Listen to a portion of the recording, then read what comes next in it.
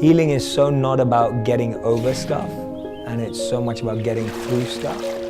And I think we have this mental block in thinking, I need to get over this rather than get through it.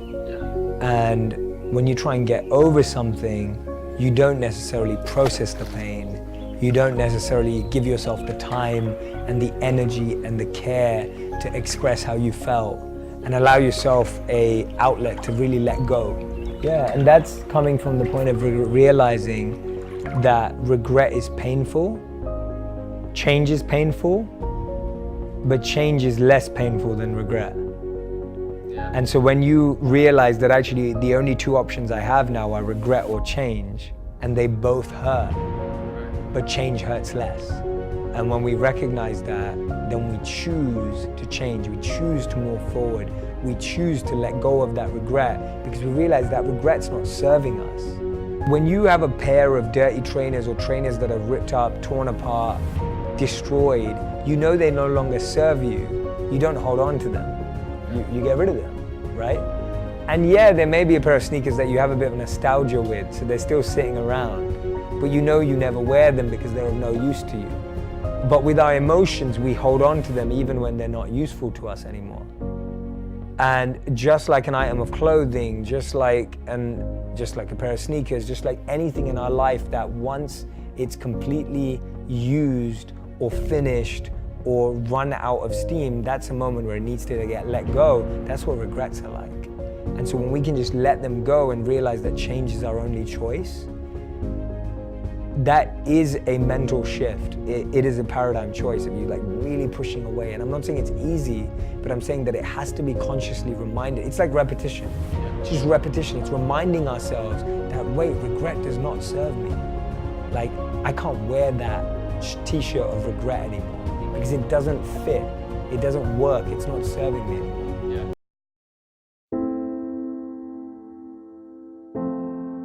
When asked what's the biggest mistake we make in life, the Buddha replied, the biggest mistake is you think you have time. Time is free, but it's priceless. You can't own it, but you can use it. You can't keep it, but you can spend it. And once it's lost, you can never get it back. The average person lives 78 years. We spend 28.3 years of our life sleeping. That's almost a third of our life, but 30% of us struggle to sleep well. We spend 10.5 years of our life working, but over 50% of us want to leave our current jobs. Time is more valuable than money. You can get more money, but you can never get more time. We spend 9 years on TV and social media. We spend 6 years doing chores. We spend 4 years eating and drinking. We spend 3.5 years in education. We spend 2.5 years grooming. We spend 2.5 years shopping. We spend 1.5 years in childcare, and we spend 1.3 years commuting. That leaves us with 9 years. How will we spend that time? Steve Jobs said, your time is limited, so don't waste it living someone else's life. So there's good news and there's bad news. The bad news is time flies. The good news is you're the pilot. Imagine you wake up every day with $86,400 in your bank account. And at the end of the night, it's all gone, whether you spent it or not. And then the next day, you get another $86,400. What would we do with it? Every day, 86,400 seconds are deposited into your life account. At the end of the day, once they're all used up, you get a new 86,400 seconds. We would never waste it if it was money, so why do we waste it when it comes to time? Those seconds are so much more powerful than dollars because you can always make more dollars, you can't always make more time. To realize the value of 1 year, ask a student who failed a grade. To realize the value of 1 month, ask a mother who lost her child in the final month. To realize the value of 1 week, ask the editor of an online magazine. To realize the value of 1 hour, ask the couple who's in a long-distance relationship. To realize the value of 1 minute, Ask the person who just missed a bus, train, or plane. To realize the value of 1 second, ask the person who just missed an accident. And to realize the value of a millisecond, ask the person who just came second at the Olympics. We think that it's people wasting our time, but it's really us giving them the permission to do that. And in reality, these two people live inside us. Don't let someone be a priority when all you are to them is an option. Some of us lose the people most important to us because we don't value their time. Some of us don't recognize how important someone is to us until they're gone. Inside all of us are two voices. One voice that wants to uplift, one voice that wants us to expand, one voice that wants us to grow. And then there's the other voice, the voice that holds us back. The voice that makes us lazy, the voice that makes us complacent, the voice that restricts us from our potential. Every day, from the moment we wake up to the moment we go to sleep, inside of us there's this battle between the two voices. And guess which one wins? The one that we listen to the most, the one that we feed, the one that we amplify. It is our choice of how we use our time. Life and time are the best two teachers. Life teaches us to make good use of time, and time teaches us the value of life. And as William Shakespeare said, time is very slow for those who want, very fast for those who are scared, very long for those who are sad, very short for those who celebrate. But for those who love, time is eternal. On a mental level, what's self-awareness? Knowing what type of people I like to be with. Knowing who helps me grow and who drains me. Yeah. That's mental self-awareness. So self-awareness at every level, and then we go into the spiritual consciousness level. That's disconnecting from all these identities and understanding the identity that we are wired for generosity and we're wired to serve. And only in service can we be happy. And that's us on a consciousness level. That's the identity of consciousness. Like water is wet, the sun is heating and light. Consciousness is service. Like that's how it fits. Why are we wired for that? We're wired for that because all of us as consciousness have been designed, and we see it since like even kids. Like I was giving this example of this beautiful, and you may have seen it, it went viral on Instagram. It was this little girl, probably about 2 years old, watching a cartoon, and she takes a handkerchief and the cartoon character's crying, and she goes up to the television and she tries to wipe it off, right? And it's incredible because this girl's 2 years old and she thinks this cartoon character animal's crying, and she gets a real tissue and tries to wipe it on the TV. Obviously it doesn't work. And there's another one that I saw with this statue of this rabbit, and there's like 4 rabbits and one rabbit's like falling off the end, and this little boy is trying to push the rabbit up, but it's a stone rabbit, it's just a statue, but he's trying to help it back up. So we see, and there was a great article in Wired about this, about how we're wired for generosity. Our brain is happier in service. This whole world is almost a school, an education system to make us realize that one truth. And we see that when we're serving, when we're doing that, we feel genuine happiness. But when we're trying to gain and greed and power and strength, we even feel empty as it slips through our fingers. So the why is because that allows us to connect to our deepest self, the happiest self that we have. And modern studies have shown that. So Michael Norton at Cambridge University, he did a study where they gave people $5, $10, $20 to spend on themselves. Have you seen this? Go ahead though. Yeah, and then they spent $5, $10, $20 on others. So people spent $5, $10, $20 on makeup, Starbucks, and the normal stuff, right? That was the three makeup, Starbucks, and then something else, I can't remember. And then people who spent on other people, they also bought the same stuff. Starbucks was still in there, and they're buying all this stuff. What they found is that when people self-assess their happiness before and after, without knowing about this A/B test, people who spent the money on themselves didn't feel any happier or any less happier. But the people that spent on others felt 10 to 20% happier. And then he went and tried this out. This was a college in the United States. They then went and did it in Africa, they did it all over the world, and the stats and the pattern showed the same. Wow. That we're wired for generosity, we're wired to serve, to make us realize that that's our real nature, that's our greatest self-awareness.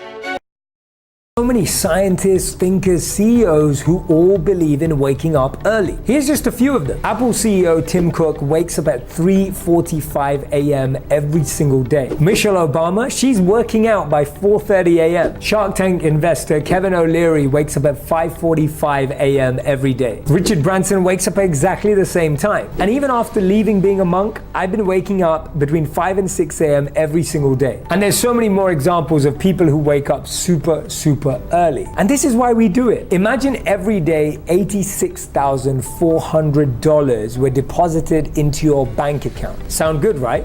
Yeah. What would you do with it? Would you spend it? Would you invest it? Would you buy something? Would you give it away to all your friends? I need food. How many of you would spend it completely on yourself? It's mine. It's all mine.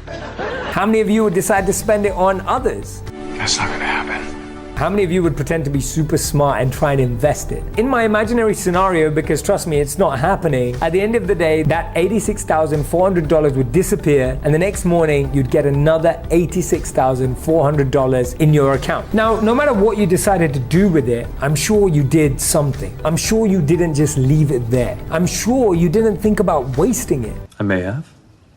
Or even if you did, you started to have smarter ideas of how you'd use it. This is how our life works. Every day, 86,400 seconds are deposited into our life account. That's accounting for 24 hours in a day, 60 minutes every hour. The account decreases every moment, and at the end of that 24 hours, we get a new 86,400 seconds deposited into our life account. Now, what does that tell us? It tells us that every day we have a fresh, new opportunity to invest our time wisely. We get a new set of time to choose to grow, to evolve, to improve as people, to invest in the things we believe in, to use with the people that we love and cherish and care for. Every day we have 86,400 seconds for us to use just how we like it. Now, the reason why we decide to wake up early is because then you have more time. If you're sleeping for most of that, maybe you get 50,000. Maybe you get 40,000. The point is that the more you're awake, if you've slept effectively, you have more time to develop yourself and what you really love doing. You have more time to work on your goals, more time to work on your aspirations, and more time to create a healthy, positive life. And there's a great quote that I love that goes, "The trouble is you think you have time." So if you want to know the value of 1 year, speak to someone who just failed their last year at university or college. If you want to know the value of a month, speak to someone who's been separated from someone they love. If you want to know the value of a week, speak to someone who's the editor of an online magazine. If you want to know the value of an hour, speak to someone who is just late for an interview. If you want to know the value of a minute, speak to the person who is late for a bus, train, or plane. And if you want to know the value of a moment, speak to the person who just won silver at the Olympics and missed out on gold. The one habit that will rapidly change your success, fulfillment, and happiness in life is waking up earlier. Try it out. You don't have to wake up at 5 a.m. or 6 a.m. right away. Just try and wake up 15 minutes earlier than you already do every week. You'll start seeing results in no time. Albert Einstein famously remarked in a conversation with Werner Heisenberg, he said, "You know, in the West, we've built a beautiful ship, and in it, it has all the comforts. But actually, the one thing that it doesn't have is a compass, and that's why it doesn't know where it's going." This paradox of our times was propounded by the Dalai Lama when he said, "We have wider freeways, but narrower viewpoints. We have taller buildings, but shorter tempers." Will Smith said that we spend money we haven't earned on things we don't need to impress people we don't like.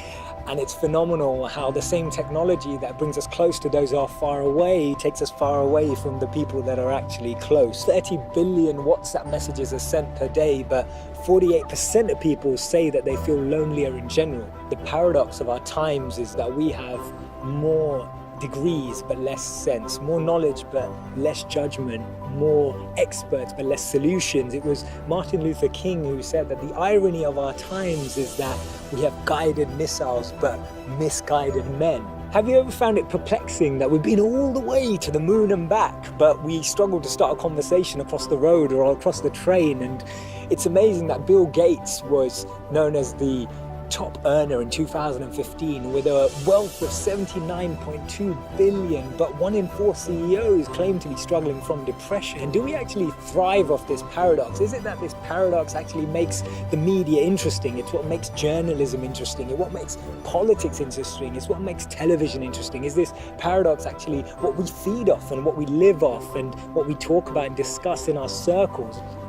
Doesn't it seem that we've tried to clean the air but polluted our soul? We've split the atom but not our prejudice, and we're aiming for higher incomes but we have lower morals. So I'm hearing you ask, how do we bring a change? How do we dissect this paradox that exists in our lives? And it starts by us, each of us, pressing pause, pressing reset, and then pressing play again. Taking a moment to become more conscious, taking a moment to become more aware, taking a moment to really reflect on the consequence, the implications of a misplaced word, of an unnecessary argument that we all know we didn't need to have, or to speak to someone just slightly differently, in a different tone, in a different voice, in a different empathy, with a different perspective, just to really connect with people on a different level. This thinking out loud started from Albert Einstein, and I'll track back to him when he actually said that the problems we have today can't be solved with the same thinking we used when we once created them. So actually we need to research alternative teachings. We need to dig into those ancient books of wisdom. We need to go back to understanding if there's anything written in those creased pages of time that can actually reveal more knowledge and more wisdom of how we can transform our experience of light today. Otherwise, this paradox means that every step forward we take, we're taking 3 backwards every time. The recreation of images, sounds, and environments before it has happened is one of the most powerful skills in the world. A very powerful meditation and mindfulness practice, visualization has been used for centuries to help prepare the mind, the body, and the consciousness for upcoming challenges, situations, and circumstances. Some of the world's greatest athletes use visualization as a way to prepare for big games, the big day, musicians for their new concerts and tours, and CEOs for their very important meetings. Psychologist Alan Richardson set out to prove the power of visualization through an experiment that I want to share with you today. That's great. Do tell. Richardson gathered a group of basketball players and arranged them into 3 different groups. The intent of this study was to demonstrate the effectiveness of visualization in how the players converted free throws. Nothing but net. The 3 groups were as follows. The first group practiced 20 minutes every day. The second group visualized themselves making free throws but didn't participate in practice. The third group did not practice free throws or visualization at all. You don't have to do anything. The results were absolutely staggering. The group that only visualized free throws and didn't practice at all showed marked improvement and were nearly as accurate as the ones that practiced for 20 minutes every single day. What? What it showed is that visualization and the recreation of that moment in time allowed people to prepare mentally to the effect of 20 minutes a day of practice. Now, the group that didn't practice or didn't visualize at all naturally regressed. They took a step backward. What this is shown in countless other examples as well is how visualization with action, with practice, can be the formula that we've all been looking for. Often we get forced into action without visualization, and although that really gets us going and that practice really does make us perfect, that visualization can start the process with more confidence, more conviction, and more courage. The story goes that Marcus Aurelius hired an assistant to follow him as he walked through the Roman town square. The assistant's only role was to, whenever Marcus Aurelius was praised, whisper in his ear, "You're just a man, you're just a man." They say 2 things define us: our patience when we have nothing and our humility when we have everything. You know, the greatest thinkers on the planet believe that they're perpetual learners, perpetual students of reality and of life. And it was actually Maya Angelou who said that actually I've learned that I still have a lot to learn.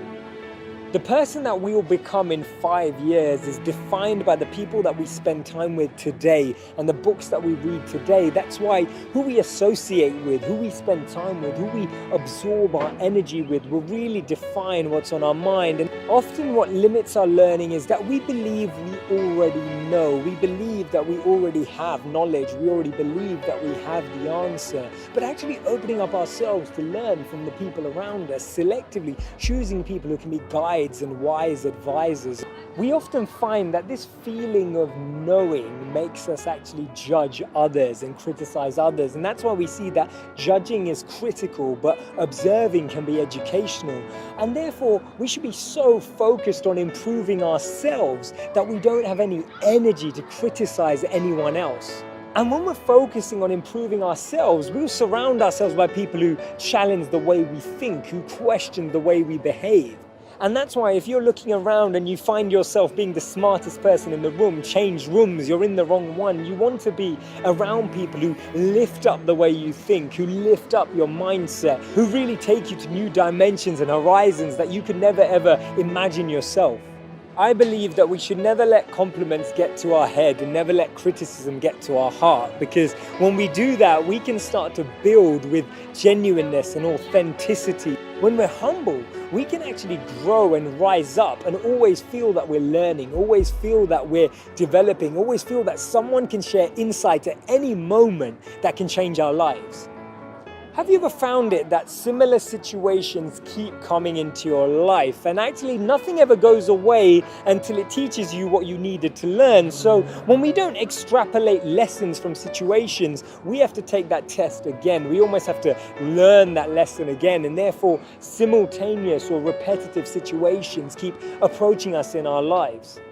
When we realize that we're students for life, instead of making people see how powerful we are, we want people to understand how powerful they are, and we'll learn how to empower others. We'll actually attract people to work with us to achieve our goals. They say it's better to know how to learn than to know. Because when we know how to learn, it becomes a habit, it becomes part of our mindset, it becomes a part of the way that we daily navigate life. We're trying to draw lessons from every person, every situation, every interaction, every moment that can actually teach us something about ourselves, teach us something about society, teach us something about our world, teach us something about how we can interact with that space. And that's why Brian Herbert said, the capacity to learn is a gift, the ability to learn is a skill, but the willingness to learn is a choice. Imagine you had 100 hours of self-development to invest in what you're good at, what you're average at, and what you're bad at. How would you split up those 100 hours? Would it be 33, 33, 33? Would it be 20, 20, 60? Would it be 40, 40, 20? How would you split up those 100 hours for personal growth and self-transformation? Now, you're probably thinking of so many different versions in your head. I want you to decide on just one. They asked the most successful people, healthy, wealthy, and wise in the world, how they would use those hours. The results were incredible and maybe quite surprising. The most successful people in the world, they said their ratio would either be 80, 10, 10 or 100, 0, 0. That's 80 to 100% of people saying that they'd invest in what they're good at the most, what they're average and what they're bad at wouldn't get any investment at all, or about 10%. Now you may be wondering, how does that make sense? But actually this understanding and this result has a great correlation to our success. I remember speaking to a very successful businessman at my university when I was studying. He told me that he was an introvert, and so to become successful in business, he'd surrounded himself and his team was largely made up of extroverts. He told me that if someone was an extrovert, they could easily surround themselves with introverts. The point that he was making is that he'd created a system by which he was able to play to his strengths. See, when we invest 80 to 100% of our development and energy in what we're good at, we excel at it and become unbeatable in that field, in that area. But even if we invested all that time in what we're average at and what we're bad at, we'd only ever be average or good. And today there's so many studies and research suggesting that the more we invest in our strengths, the more we invest in our skills, the more we invest in what we already excel at, that's going to allow us to not only feel more fulfilled, but also make a difference. When I spoke to Tim Ferriss, he told me that the most successful people in the world invested in their strengths. They'd focused on the one or two things they were good at and loved and decided to become experts in those fields. You can always outsource and find other people to fill the gaps of skills that you don't always have. And that's why I say when it comes to your skills, invest in your strengths. And when it comes to your qualities, invest in your weaknesses.